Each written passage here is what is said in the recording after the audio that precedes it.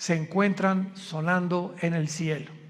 Y a la voz del novio está gritándole a la novia: vengo por ustedes, prepárate, porque muchos en ese momento me dirán: Señor, Señor, y les contestaré: yo nunca te conocí. Hablamos lenguas, hicimos milagros. También los demonios pueden imitar los dones y pueden imitar los milagros. Nunca los conocí porque nunca hicieron mi voluntad. ¿Y cuál es la voluntad de un cristiano? Bueno, cuando se formó la iglesia, desde el inicio de la iglesia, Hechos 1:8, y recibirán poder cuando haya venido el Espíritu Santo y me serán testigos. Entonces, la voluntad de Dios es que tú y tú y tú y yo y todos los que seguimos a Jesús hablemos del amor de la cruz. Le hables a tu familia, le des testimonio de lo que Dios hizo en tu vida. Puedes comenzar con eso: fíjate que pues yo era así y era así, etcétera, etcétera. En la Navidad, en una fiesta, en un cumpleaños, y mi vida cambió. ¿Y por qué? Pues conocí a Jesucristo. Oye, pues yo también sigo a Dios, etcétera, etcétera. Y le contestas tú: ¿a cuál Dios? Los hindúes tenían 6 millones de dioses. Entonces la gente tiene muchas escapatorias, ¿verdad? Yo sigo a Jesús. Una vez le pregunté a una persona y le dije: ¿a cuál? ¿Cómo que a cuál? Le dije: mi cuñado se llama Jesús. O sea, dice, seguimos a Jesús. Bueno, hay cantidades de Jesuses, ¿no? Y el Jesús de la Biblia es otra cosa. Entonces vamos adiestrándonos para prepararnos, para estar mejor listos para estos tiempos que vivimos. Muy bien. Muchas personas creen que el rapto de la iglesia va a ser el inicio de la tribulación. O sea, desaparecemos del mundo millones de personas y en ese momento comienza el anticristo a confirmar un pacto con los judíos y con varias naciones árabes. Sin embargo, no es eso lo que enseña la Biblia. El principal propósito de la tribulación, y la tribulación no se inicia con el rapto de la iglesia. Podemos irnos, por ejemplo, hoy en la noche en el rapto de la iglesia, viene Cristo mañana por nosotros, y pueden pasar 1 mes, 2 meses o tal vez 1 año cuando comience la tribulación. Entonces no necesariamente viene el rapto e inmediatamente comienza la tribulación. La tribulación, los que quieran apuntar, comienza, tiene su inicio cuando el anticristo confirme un pacto de paz con la nación de Israel y con naciones árabes. Abran sus Biblias en el libro de Daniel, capítulo 9, versículo 27. Daniel 9, versículo 27. En este capítulo 9 de Daniel, de los versículos 24 al 27, se encuentra la famosa semana 70 de Daniel. Porque hace 2600 años, Daniel se encontraba en Babilonia cuando comenzó a leer al profeta Jeremías. Y Daniel descubre, leyendo el profeta Jeremías, de que el exilio o todo ese tiempo en que Nabucodonosor se llevó a los judíos a Babilonia, los 70 años de exilio estaban por terminar. Y Daniel se sorprendió. Era un hombre de Dios que oraba 3 veces al día, en la mañana, en la tarde y en la noche. Estamos hablando de 1 a 2 horas diarias, perdón, en cada término de su oración. Entonces se hinca Daniel en el capítulo 9 y comienza a orar a Dios. Señor, ya va a terminar la cautividad babilónica. Jeremías profetizó que serían 70 años, y como él era un hombre que estudiaba la Biblia, como muchos cristianos, me espero que lo estén haciendo, estaba consciente de lo que iba a pasar. Entonces Daniel, después de orar, Dios le manda un ángel, y el ángel baja del cielo, y antes de que el ángel llegue a Babilonia o a donde estaba Daniel, Satanás envía a otro principado, al principado tal vez de Grecia o de Persia, para impedir que el ángel que mandaba Dios llegara a la tierra y le diera a Daniel el programa o la respuesta de cuánto faltaba para que Dios terminara con la nación de Israel. Entonces hay una guerra en el cielo, está en el capítulo 10 de Daniel, hay una guerra en el cielo. Finalmente el ángel llega hasta donde era Daniel y el ángel le revela a Daniel todo el programa cronológicamente de la nación de Israel. Porque todo el Antiguo Testamento, el pueblo de Dios es Israel. El Nuevo Testamento es la iglesia. Y la iglesia no es Israel, ni Israel es la iglesia. Son dos entidades completamente diferentes. Israel no era el cuerpo de Cristo como se formó con la iglesia. Nosotros somos el cuerpo de Cristo. Israel era la esposa del Padre. Y Dios se divorcia, le da cartas de divorcio a Israel. Y hasta el momento Israel, el antiguo pueblo de Dios, se encuentra en la banca. Y Dios forma a una entidad nueva que se llama la iglesia desde hace 2000 años, después de la resurrección de Jesucristo y desde el día de Pentecostés. Entonces la iglesia es una entidad completamente diferente de Israel. Entonces Dios, el ángel le dice a Daniel: Daniel, Dios tiene 490 años en su programa para terminar con la nación de Israel. Y la palabra que se usa aquí son 70 semanas. Así dice el versículo 24. 70 semanas están determinadas, decretadas sobre tu pueblo Israel y sobre tu santa ciudad Jerusalén. Los judíos tenían semanas de días y tenían semanas de años. Y aquí es lógico, ¿verdad? Por el contexto, que no está hablando de semanas de días, como lo vamos a comprobar. Entonces 70 años están decretados para Israel, para que Dios ya acabe finalmente con toda la historia de Israel. Y el ángel le dice a Daniel: desde que se comience a restaurar la ciudad de Jerusalén, porque en aquel tiempo llegaron los babilonios, llegaron los medos persas, llegaron todo, ¿verdad? Y acabaron con Jerusalén. Cuando comience a ser restaurada Jerusalén hasta el Mesías, habrá 483 años. 483 años, o sea, 6 semanas, que son semanas de años, vuelvo a repetir. ¿Cuándo se comenzó a restaurar Jerusalén? Nehemías, capítulo 2, del 1 al 6.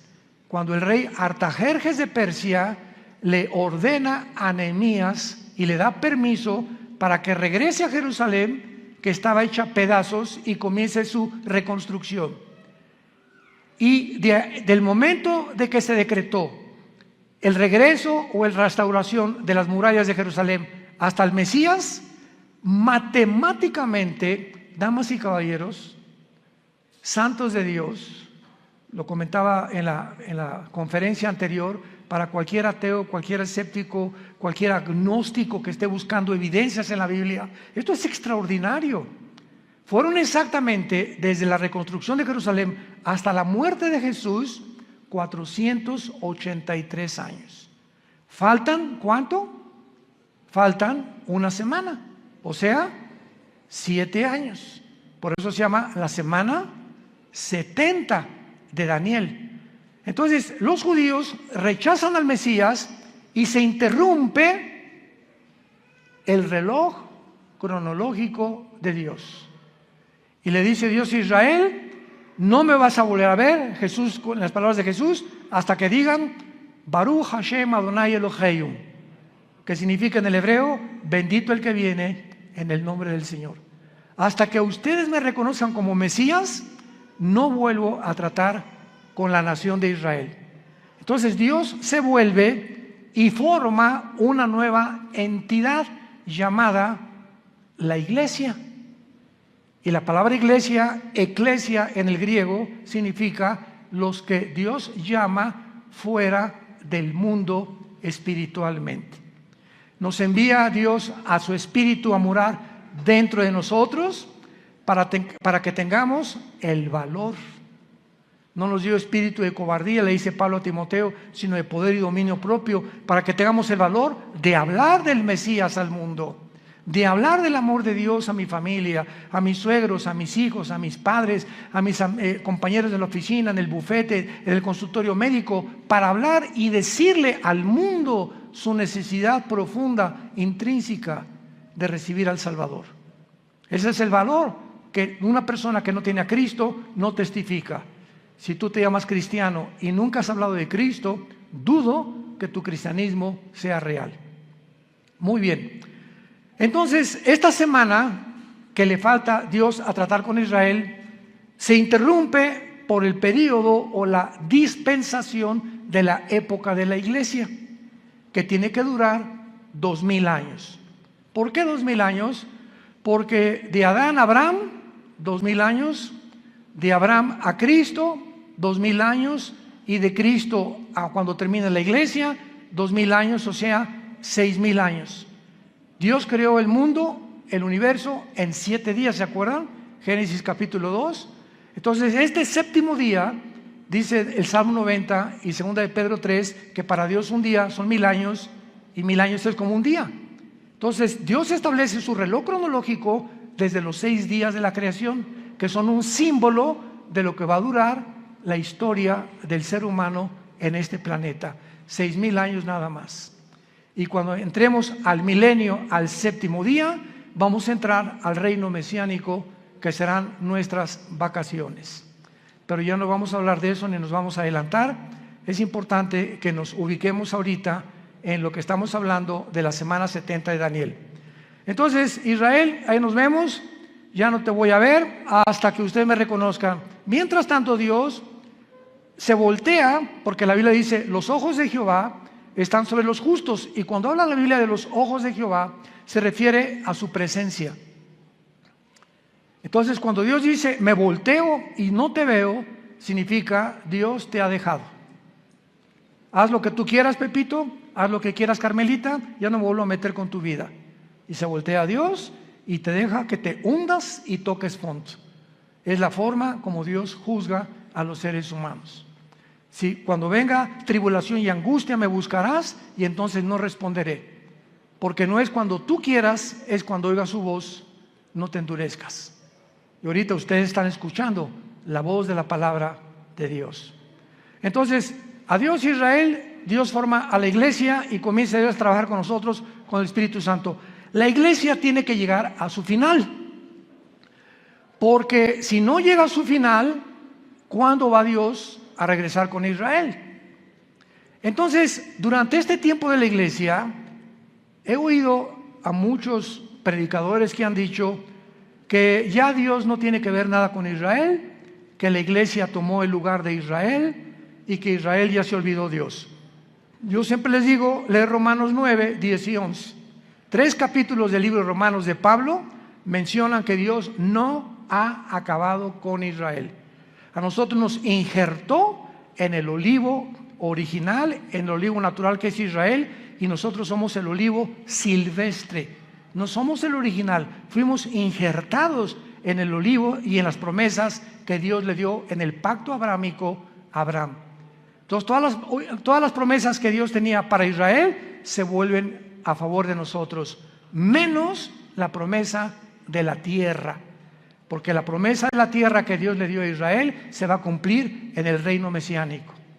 Entonces, ahora que Dios se está tratando con la iglesia tiene que salir del mundo para que estos 7 años que quedan de la semana 70 de Daniel, que se llaman los 7 años de la tribulación, y vamos a ver qué otros términos se usan en la Biblia, Dios trate con Israel y los meta a un horno. ¿Qué microondas ni qué nada? Va a ser un horno de fuego donde los va a purificar para que puedan estar listos y entrar junto con nosotros al reino mesiánico o al reino milenial. Pero veamos el versículo que más nos interesa, que es el versículo 27 de Daniel 9. Y por otra semana, o sea, por otros 7 años, ahí está la semana 70 de Daniel, es la semana que falta para Israel, que son los 7 años de la tribulación. Y por otra semana está hablando del anticristo. Confirmará el pacto con muchos. A la mitad de la semana hará cesar el sacrificio y la ofrenda, y después, con la muchedumbre de las abominaciones, vendrá el desolador, que es el anticristo, hasta que venga la consumación y lo que está determinado se derrame sobre el desolador. Santos de Dios, este versículo 27, por eso la Biblia es más moderna que el periódico de mañana en la mañana. La Biblia es más moderna que cualquier noticia que el mundo pueda sacar, porque todo Dios lo puso con anticipación para que cuando suceda nos acordemos que Dios es el Dios que conoce el futuro. Y ese es el verdadero Dios al quien tú y yo estamos sirviendo. Noten ustedes, hablando del anticristo, versículo 27, y vamos a traducirlo: por 7 años el anticristo va a confirmar, no a afirmar. ¿Ya lo vieron? Confirmar un pacto. Esto significa que cuando nos vayamos nosotros y el anticristo se siente con los rabinos judíos o con los gobernantes de Israel actuales, o no sabemos quiénes serán, para firmar un pacto, confirmar un pacto, estos gobernantes judíos van a aceptar que este hombre les garantice la paz por 7 años, por la semana 70 de Daniel, que son 7 años. Entonces el anticristo les va a decir: por 7 años les garantizo que ninguna fuerza externa, ningún poder, ni Rusia, ni China, ni nadie los va a atacar. Pero al mismo tiempo dice: confirmará el pacto con muchos, aparte de Israel. ¿Quiénes son estos muchos? Las naciones árabes, que han sido su principal enemigo de Israel. Ahora, qué maravilloso. Desde 1948 que Israel se estableció como nación soberana, independiente y libre, y el mundo estupefacto volteó hacia Israel, en un día se formó una nación, después de casi 2000 años que estuvieron exiliados por todo el mundo. Entonces, esto es impresionante, porque desde 1948 hasta principios de este siglo, síganme con cuidado, hasta principios de este siglo, solo dos naciones árabes habían firmado pactos de paz con Israel: Jordania y Egipto, que todavía permanecen estos paz con Israel. Pero en estos últimos meses de la administración de Trump y la administración de los demócratas en Estados Unidos, las naciones árabes, aparte de Egipto y Jordania, cosa que nunca se había visto en la historia, comenzaron a decirle a Israel: ¿nos das chance de estar bajo tu paraguas? ¿Qué? ¿What? ¿Nos das oportunidad de que quedemos bajo su protección? ¿Cómo? ¿Qué hizo que las naciones árabes comenzaran? Bahrein, los Emiratos Árabes Unidos, Sudán, Marruecos, le estén pidiendo ayuda a Israel a entrar en lo que se llama el Acuerdo de Abraham, que firmó Israel con los Emiratos Árabes, con Bahrein, puras ciudades árabes, y últimamente ya son casi 6 o 7 naciones árabes que están bajo el paraguas de Israel por causa de Irán. Porque Irán comienza a bombardear a Arabia Saudita hace 1 o 2 años, a sus pozos petroleros, y Estados Unidos no interviene, ni tampoco Israel, porque Israel no tiene ningún pacto con Arabia Saudita, es la nación más grande de toda la península arábica. Entonces se dan cuenta los árabes que si Estados Unidos no los protege ya, solamente les queda la aviación y el ejército de Israel, que es el ejército más poderoso del mundo entero. Así de chiquititos, pero bien picosos. Entonces comienzan a pedirle ayuda a Israel: oye, vamos a un acuerdo. Israel feliz, ¿verdad? Porque ahora Israel les da protección y se están protegiendo más y más y más. Y cuando dice que el anticristo va a firmar con Israel y con muchos, ya son 7 naciones árabes las que han firmado el Acuerdo de Abraham. Falta Arabia Saudita. Y Arabia Saudita, ahora que vino el presidente Biden a Arabia, todo el mundo, primero fue Israel, después fue Arabia, todo el mundo estaba esperando porque él venía a eso. pues vamos a convencerlos de que firmen y se unan a Israel. Pues el jeque de Arabia Saudita le dijo al presidente Biden: no vamos a firmar ningún tratado de paz con Israel, porque tenemos una sola condición: cuando Israel haga la paz con los palestinos y Israel le permita a los palestinos poner un Estado palestino dentro de Israel, firmamos el acuerdo de Abraham. Cosa que los judíos nunca van a hacer. Así que le están pidiendo, ¿verdad? Algo que está completamente en contra de la misma política de hace más de 75 años que se formó Israel, para que ellos permitan que los palestinos formen un Estado dentro de Israel. Imagínense, ahorita están los palestinos en la Franja de Gaza, están en el Banco Oriental, en Jericó, y están en la frontera con Galilea, en las colinas del Golán, Siria, apuntando los cañones contra Israel. Entonces imagínense que en México haya dos Méxicos. O sea que la península de Yucatán y Chetumal, etcétera, etcétera, le digan al presidente: pues nos independizamos del gobierno mexicano, pero vamos a estar dentro de la República Mexicana, pero con dos gobiernos. Vamos a hacer completamente dos gobiernos, y va a haber dos gobiernos dentro del mismo terreno geográfico de la República Mexicana.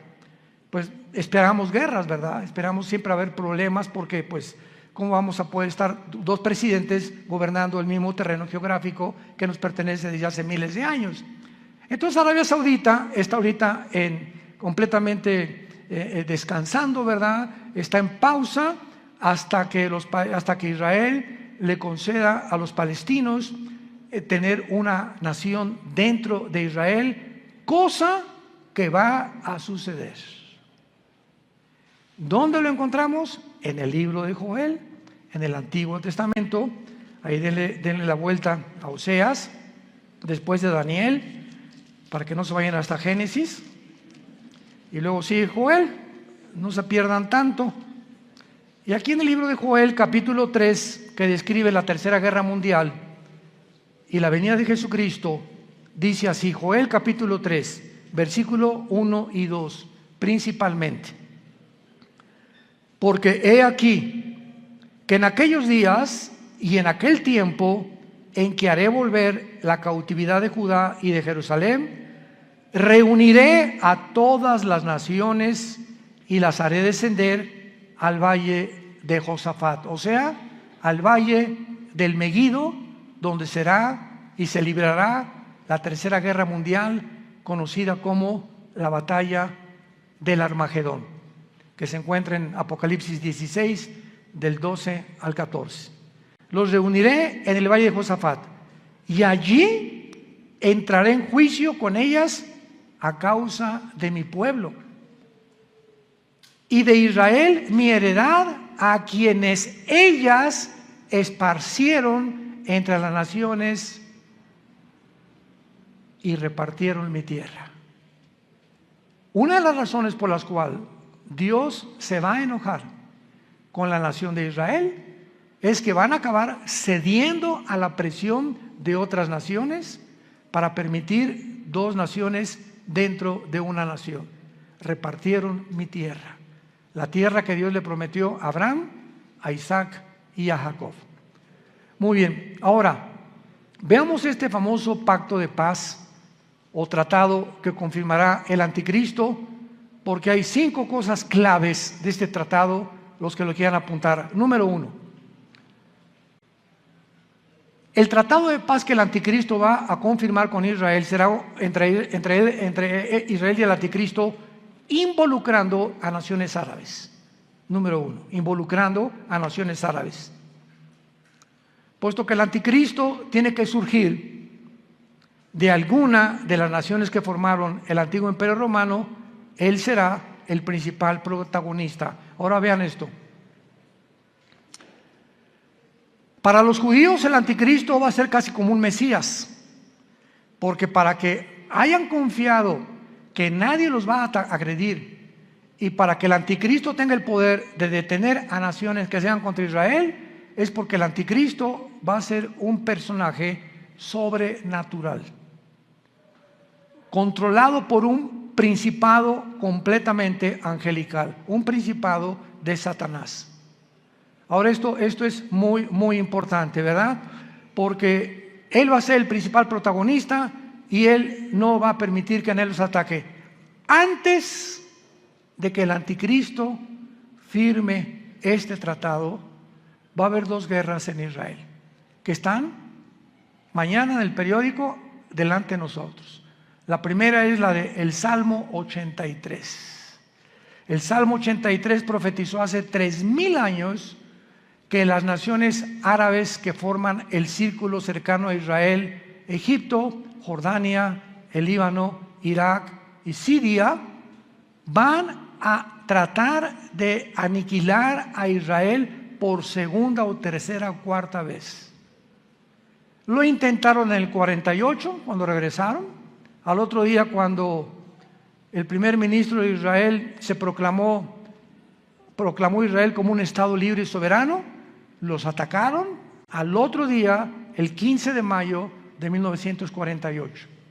Los volvieron a atacar en 1956. Los volvieron a atacar en la Guerra de los 6 días, 1967, junio del 1 al 7 de 1967. Y los volvieron a atacar en la Guerra de Yom Kippur, 1973. Cuando Yasser Arafat formó el movimiento para la liberación de Palestina, jurando en el decreto que tienen los palestinos: nunca permitiremos que podamos tener un gobierno en Israel sin Jerusalén. Imagínense nada más. Todos los diplomáticos, el presidente Bush, el presidente Carter, el presidente Clinton, el presidente Reagan, el presidente Trump, el presidente Biden, le han dicho a los palestinos: bueno, les damos la mitad de Jerusalén y les damos aquí, les damos allá, y ellos dicen: no, toda Jerusalén. O sea, cosa, ¿verdad? Me río porque es una imposibilidad. Como dijo Benjamín Netanyahu, que tal vez próximamente vuelva a recobrar el primer ministerio en Israel, Netanyahu dijo: el día que realmente nuestros enemigos quieran que les demos Jerusalén, vamos a tener lista la operación Sansón. Así se llama, la operación Sansón. ¿Qué pasó con la operación Sansón? ¿Se acuerdan de la vida de Sansón? En Números capítulo 3 en adelante. Bueno, a Sansón le sacaron los ojos, una mujer lo debilitó en sus fuerzas por andar ahí de rabo verde, ¿verdad? Y el Espíritu Santo lo abandonó a Sansón, se quedó sin fuerza, y entonces los filisteos tenían como un circo, lo pusieron lo empujaron, a ver tu fuerza, etc., y comenzaron a burlarse de él.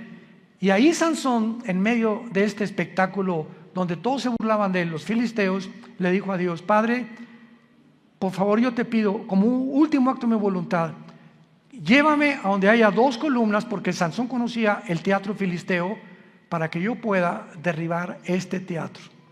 Y entonces unas personas que lo guiaron, ¿verdad?, lo pusieron debajo de las 2 columnas, y entonces Sansón muere junto con todos los filisteos. O sea, Sansón tenía el ministerio de acabar con los filisteos, y fue hasta su muerte que terminó con ellos. En su muerte terminó con su ministerio. Entonces los judíos le llaman Operación Sansón. Si nos atacan, morimos junto con ustedes. Tenemos la bomba nuclear. Entonces Israel nunca va a permitir una invasión. Hasta este momento no lo ha permitido, y siempre ha ganado. Y nunca Israel ha sido el que provoca a sus enemigos. Nunca él ha buscado la guerra. Siempre se ha defendido de las naciones árabes. Con esto, para que no haya malos entendidos, no estamos hablando que somos judíos, porque ahorita no hay judío, no hay griego, no hay gentil, no hay italiano, no hay mexicano. En Cristo, en la iglesia, todos somos iguales. Y ahorita los judíos tampoco son parte de Dios. Están en la banca. Ahorita la iglesia son los ojos y el interés principal de Dios el Padre. Pero Dios va a regresar con ellos cuando la iglesia no está en el mundo. Esta guerra del 83 no tarda en liberarse, porque Irán sigue amenazando a Israel. Esta semana Israel bombardeó el aeropuerto de Alepo, donde encontraron que había aviones cargados de armas iraníes que estaban proveyéndoselas a los sirios para atacar a Israel. Entonces, ahorita Israel anda, ¿verdad?, pero con los ojos abiertos, con sus aviones F-35 vigilando por todos lados, que no haya movimientos de armas de Irán, principalmente a Líbano, a Siria o a Irak, porque son las naciones donde Irán tiene la supremacía. E Irán ahorita sostiene a Hezbollah, el grupo terrorista más grande del mundo en el Líbano, sostiene a los Yudis en Yemen, en la península arábica, y sostiene al grupo de Hamas en la franja de Gaza o en la franja de los palestinos. Así que Irán ahorita es el peligro número 1 del Medio Oriente y es el que va a iniciar esta guerra para que ataquen a Israel. Muy bien. Después de esta guerra, que tal vez nosotros la vayamos a oír ya en estos días, porque ya no tarda ahorita con tantos viajes que está bombardeando Israel y a Siria e Irán, y van a tener que responder y se va a armar un conflicto bélico muy grande. Israel va a volver a ganar, de acuerdo al Salmo 83, va a volver a ganar. Y después de la guerra del 83 viene la guerra de Gog y Magog. Ezequiel 38 y Ezequiel 39 en el Antiguo Testamento. ¿Cuál es la guerra de Gog y Magog? Cuando Rusia, Putin, vea que ya los judíos vencieron a los árabes. Ahorita Putin está reuniendo a todas las naciones islámicas del mundo entero bajo su sombrilla.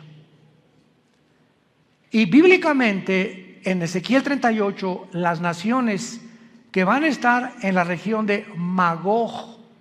Magog es una zona geográfica que comienza desde Finlandia, el mar Báltico, baja por Ucrania. Ucrania pertenece a Magog, por eso nunca se va a salir Putin de Magog, de Ucrania jamás. Kirguistán, Uzbekistán, Kazajistán, Afganistán, Pakistán y todas las regiones del mar Báltico y del mar Negro que están al sur de Rusia, que se dividieron de Rusia en 1991, cuando el comunismo cayó, se perdió Rusia, la Unión Soviética, el 30% de su territorio, que son todas estas naciones que ahora son independientes de Rusia. Pues Putin, su propósito es reunirlas a todas, y todas son musulmanas, menos Ucrania. Todas son musulmanas, menos Ucrania. Y todas estas naciones se van a unir después de la guerra del 83 para venirse en contra de Israel. Qué interesante que Putin tenga semanas buscando alianzas con todas estas naciones.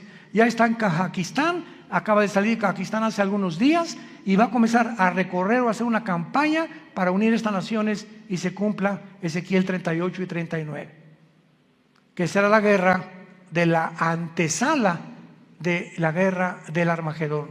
Y pienso de una forma particular que estas dos guerras, la del Salmo 83 y la de Ezequiel 38 y 39, van a suceder antes de que nos vayamos de este mundo. Es posible que veamos y seamos testigos de estas dos invasiones. Y el anticristo, viendo que otra vez derrota Israel a Rusia, porque viene de Rusia con Gog y las naciones musulmanas, entonces el anticristo va a ser el papucho de papuchos. Y ya no va a haber nadie que le pueda hacer frente en el mundo entero. Porque ya acabó Rusia, ¿verdad? Ya acabaron las naciones árabes, el primer círculo, los musulmanes ya no van a tener el poder para poder atacar a Israel. Entonces el anticristo va a erigirse como el dictador número 1 del mundo entero, y el anticristo va a unir a Europa con el Medio Oriente. Se van a formar dos continentes, Asia, Medio Oriente y Europa, en una mezcla. Daniel capítulo 7, los 10 cuernos y los 10 dedos del estatua de Nabucodonosor, y de entre estas 10 naciones, 5 de Europa y 5 del Medio Oriente, dentro de una de ellas, Daniel 7 dice, surgirá el anticristo. Así que no especulemos que el anticristo es el Papa, o que Obama tiene cara del anticristo también, o que el príncipe Felipe por aquí por allá, o que Gorbachov se murió hace 3 días, así que tampoco podía ser el anticristo. Decían que porque tenía un lunar aquí era el 666. Bueno, ha habido tantas especulaciones, ¿no? Nunca sabremos cuándo va a surgir el anticristo hasta que oigamos. Pongan atención, santos de Dios, hasta que oigamos, se formó un G10. ahorita hay un G7. 5 naciones de Europa, viendo que ya no pueden subsistir por el gas que Rusia les está impidiendo tener ahorita el invierno de este año en la Unión Europea, ha aumentado el gas en cada nación de Europa 10 veces más. Entonces Europa se encuentra hundiéndose económicamente y ahora sin gas, porque Rusia le está cerrando ya la llave por haber tratado de ayudar a Ucrania. Va a quedar Europa tambaleándose, ¿verdad? Y no hay mejor caldo de cultivo para un dictador que cuando una nación está en problemas, como lo fue para Adolfo Hitler. Adolfo Hitler en 1932-33 acaba de pasar la Primera Guerra Mundial, perdió Alemania en la Primera Guerra Mundial. Vino el caos económico en los 30s, donde la gente se está muriendo de hambre. Y en medio de este caos, Alemania estaba llena de comunistas, porque el comunismo comenzó en el 93 con los bolcheviques, con Lenin, estaba sin trabajo, no había fábricas, y llega Hitler y crea la Volkswagen, que significa el carro del pueblo. Fernando Porsche fabrica los primeros carros Porsche, hace fábricas, saca Hitler a los comunistas de Alemania, y pues decía la gente, este es el hombre que estamos esperando. Siempre el engaño del populismo, ¿verdad? De los gobiernos populistas. Este es el que estábamos esperando. Porque siempre, desgraciadamente, estamos esperando un hombre que nos saque del hoyo. Y no hay nadie que nos pueda sacar más que Jesucristo, el Hijo de Dios, nada más. Entonces Hitler tenía el caldo de cultivo, ¿verdad? Igual todos los grandes dictadores que ha habido en la historia, Saddam Hussein, el que tú me quieras mencionar, surgen cuando el problema en la nación se encuentra completamente económicamente quebrantada. Y de ahí el que surja, la nación le estará eternamente agradecido que lo sacó del hoyo, pues el anticristo se formará y lo adorarán como Dios. De los milagros va a solucionar el problema de Europa, va a solucionar el problema del Medio Oriente, va a solucionar el problema de África, va a solucionar el problema del hambre, del clima y de todos los problemas que ahorita han sido insolubles. El anticristo tendrá la sabiduría, la destreza, el poder de poder realizarlo. Veamos en el libro de Daniel capítulo 8 lo que acabamos de comentar del anticristo. Porque aquí se escriben en estos versículos claramente los poderes del anticristo durante la tribulación. Daniel 8, 23 al 25. Está hablando de la persona del anticristo. Escuchen con mucha atención. Y al final del reinado de estos, cuando los transgresores lleguen al colmo, se levantará un rey altivo, de rostro y entendido en enigmas. Su poder se fortalecerá, mas no con fuerza propia, y causará grandes ruinas y prosperará, y hará arbitrariamente y destruirá a los fuertes y al pueblo de los santos. Con su sagacidad hará prosperar el engaño. En su mano y en su corazón se engrandecerá, y sin aviso destruirá a muchos, y se levantará contra el príncipe de los príncipes, pero será quebrantado, aunque no por mano humana. Rápidamente, para terminar, resalto estas características. En primer lugar, el poder del anticristo no será de él. Su poder se fortalecerá, mas no con fuerza propia, y lo explica Apocalipsis capítulo 13. Y Satanás le entregó su autoridad, y le entregó su poder, y le entregó su sabiduría al anticristo. Por eso dice, su poder se fortalecerá, pero no de él. Todo lo que él haga será porque estará completamente poseído por principados demoníacos. En segundo lugar, dice el versículo 23, que va a ser un rey altivo de rostro y entendido en enigmas. Apunte la palabra en hebreo, enigmas, que es chida. No chiro, chida. C-H-I-D-H-A. Chida. Escuchen lo que significa la palabra chida. Significa dichos o cosas difíciles de resolver, problemas para la inteligencia común del ser humano. O sea, que Él va a tener una capacidad sobrenatural, científica, filosófica, política, religiosa, que va a asombrar a la mente más brillante que pueda en ese tiempo existir en el mundo. Entendido en enigmas, su poder se fortalecerá, prosperará y hará arbitrariamente y destruirá a los santos con su sagacidad. Esta palabra sagacidad es la palabra sekel en el hebreo, S y con K, sekel, apúntala, que significa inteligencia para resolver crisis. Con su inteligencia para resolver crisis hará prosperar el engaño. O sea, todo su reino será de engaño, de mentiras, de promesas falsas, porque a los 3 años y medio, en lugar de los 7 años, entrará al templo judío, les permitirá reconstruir el tercer templo a los judíos, los traicionará a los judíos y comenzará la persecución. Mateo 24, 15 al 20. Así que nos encontramos, hermanos, ante un panorama delante de nosotros que es muy claro, porque será un pacto firme el que va a confirmar. Va a iniciarse con 7 años de falsas promesas. Les dará a los judíos el derecho de reconstruir el templo y a los 3 años y medio profanará el templo, persiguiendo a los judíos y a los cristianos que queden en aquellos días. Tenemos ante nosotros una película, por eso se llama el Apocalipsis. ¿Saben qué significa la palabra Apocalipsis? Viene del griego descorrer la cortina, es lo que significa, descorrer la cortina. Dios en el Apocalipsis nos descorre las cortinas que nadie con su inteligencia natural o humana puede penetrar en el futuro más que el Dios de la Biblia. Nos corre y nos abre la ventana para que nos asomemos y nos diga: he aquí, vengo en breve. Dichosos los que lavan sus ropas para tener derecho al árbol de la vida, y para que sepan que en cualquier momento vengo por ustedes, y muchos se arrepentirán, se jalarán los pelos al darse cuenta que era demasiado tarde, porque nunca hiciste firme tu vocación y tu elección.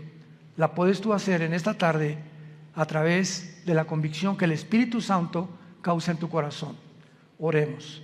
Te damos gracias, Padre y Dios de Jesucristo nuestro Señor, el gran pastor de las ovejas, por el pacto sempiterno.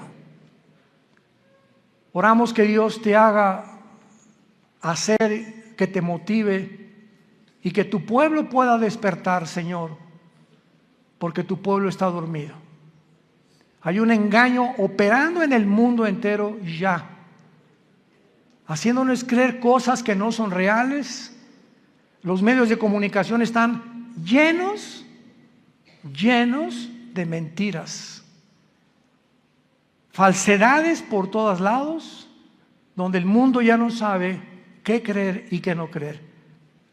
Pero tenemos la palabra profética más segura, a la cual haríamos bien en estar atentos como una antorcha que alumbra en lugar oscuro hasta que el lucero de la mañana salga en nuestros corazones.